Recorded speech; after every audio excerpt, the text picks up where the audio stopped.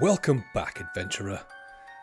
Today's creature has been described as a masked bathroom attendant with a fetish for colourful toilet paper. Now if that's got your ears twitching with a pleasant fuss, then come, pull up a stool at Creature Tavern.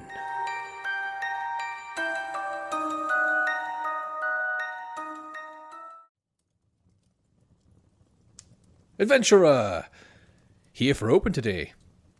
Grab yourself a short rest stool, and while the staff finish setup, allow me to set your noodle full of tales of Manto, a yokai from Japanese folklore. Manto translates to red cloak in Japanese, but this well-dressed dementor is also known by several supplementary titles, including red cape, red vest, Manto, meaning blue cloak, and to cover all bases, Akai Kami, Ao Kami, which translates to red paper, blue paper. Legend of the Yakamanto appears to have first reared its red-blue cape in the 1930s. One version of events sends us back to 1935, and we're heading back to elementary school in Osaka. A rumour circulated of a man in a cloak who would appear in a dimly lit bathroom in the basement of the building. Within a few years, the story had migrated to Tokyo, giving rise to tale of the Red Cloak.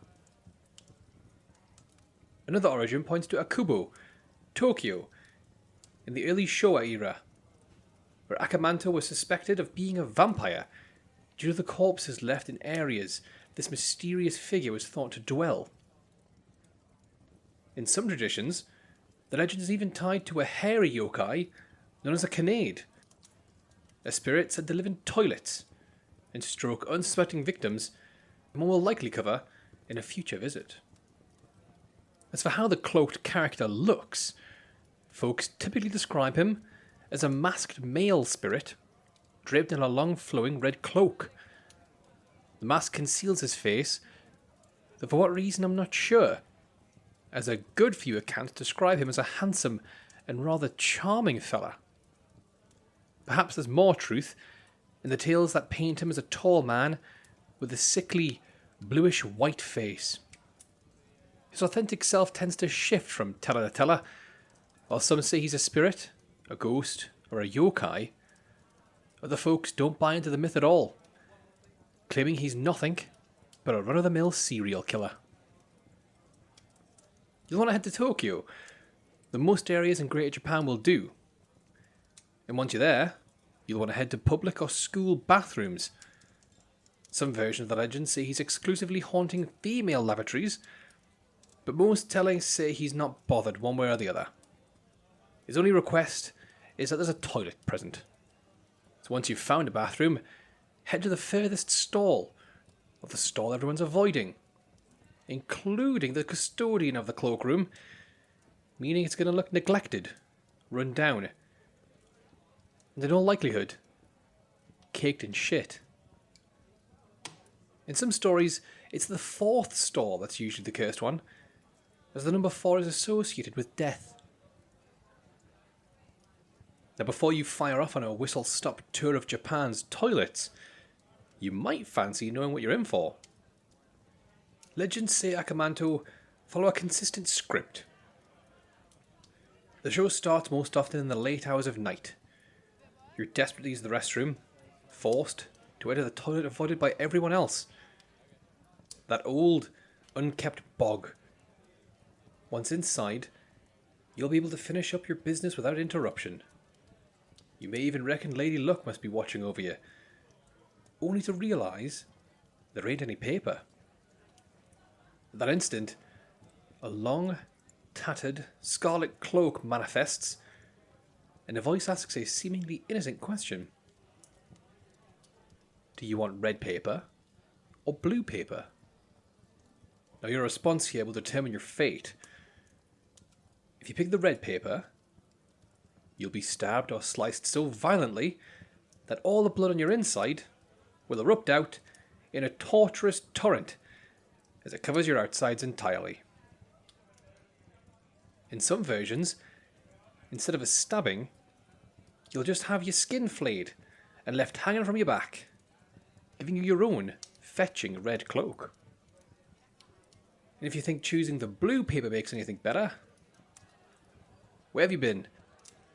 I've got a little bad news for you. One story says all your blood will be drained, leaving you pale and blue-faced on the john. While other folks say you'll be strangled, until just like the draining, your face turns blue. And the reports don't end there. Many others contain twists on the encounter. In one telling, your skin permanently changes colours to match your choice. In others, there's an actual chance of survival, and we'll get to that case in just a minute. But even with this touch of luck, there's some that say if you manage to survive, you'll suffer terrible illness and die shortly after. Sometimes the punishment goes beyond death itself. Here you'll end up dragged into the netherworld, never to return to our mortal plane. All because you couldn't hold in a piss.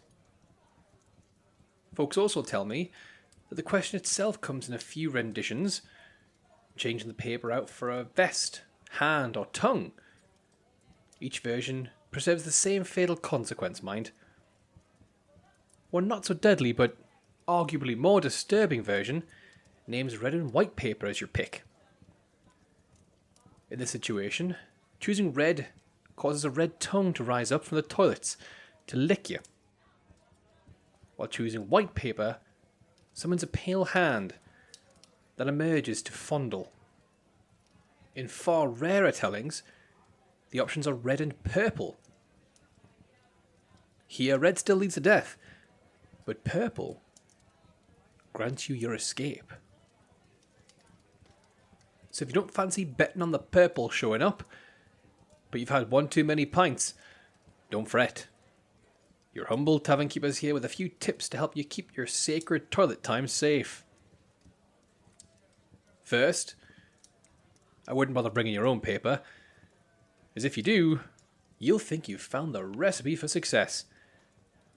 Till your cheeks touch the seat, then that bounty of paper will vanish, as quick as a hen's egg on a fox's birthday.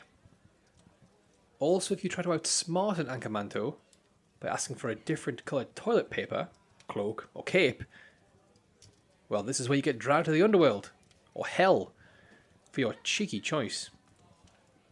In some stories, yellow paper seems to be the popular choice, but this always results in the occupant's head being forced into the dirty toilet water till they drown. Now what you can do is ignore the spirit completely, or reject both choices. Fables say doing so will cause the Akamanto to leave you be and let you finish your business in peace. You'll just be without paper. In some stories, students have managed to escape by saying, "I don't need any paper," and this seems to buy them enough time to run out the bathroom before anything worse can happen. Just be prepared to run without wiping. And with that, we're finished with our creature for the day.